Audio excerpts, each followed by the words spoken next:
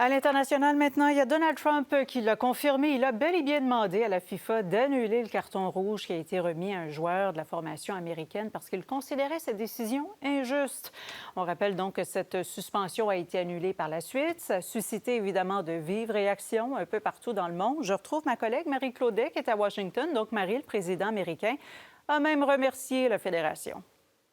Oui, il a bien remercié la fédération pour avoir remédié à une grande injustice, selon lui. Alors, je vous rappelle les faits rapidement. Lors du match qui opposait la Bosnie-Herzégovine aux États-Unis, l'attaquant phare de l'équipe américaine, Folarin Balogun, accroche la cheville de son adversaire avec ses crampons. Un geste maladroit peut-être, mais considéré dangereux par l'arbitre. Il se prend donc un carton rouge et sera expulsé. Donald Trump s'insurge. Il appelle son ami Gianni Infantino, le président de la FIFA. Les deux sont très proches. Vous vous souvenez, il lui avait même offert le prix de la paix en décembre dernier. Et là, coup de théâtre, la FIFA retire ce carton rouge et Balogun sera finalement autorisé à disputer le match contre la Belgique ce soir à Seattle. C'est une décision inédite puisqu'il faut remonter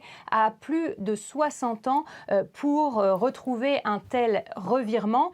Comme vous le disiez, ce matin, Donald Trump a confirmé qu'il a bien demandé ce réexamen car selon lui, et d'une, les règles autour du carton rouge sont injustes et de deux, l'arbitre était très douteux. Je vous propose de l'écouter. I asked for a review because I didn't think it was a foul.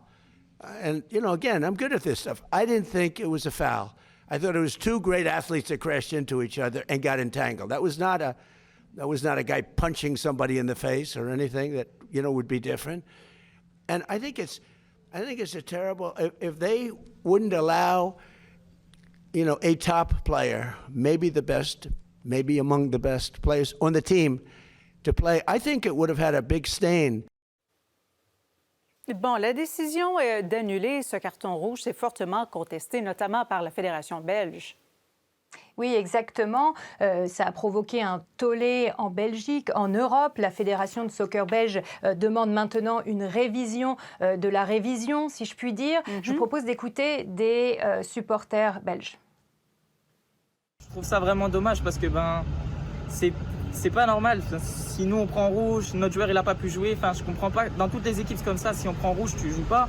Et là, malgré que c'est les États-Unis, ça change rien. Normalement, c'est rouge, c'est rouge. Déçu mais non surprise quand on sait l'historique qu'il y a avec le patron de la FIFA et la proximité avec Trump. J'espère que ça ouvrira pas un précédent pour que tout le monde vienne contester chaque décision des arbitres. Un match qu'on va donc suivre de très près ce soir, Véronique. Effectivement. Merci beaucoup, Marie. Merci à vous. À bientôt.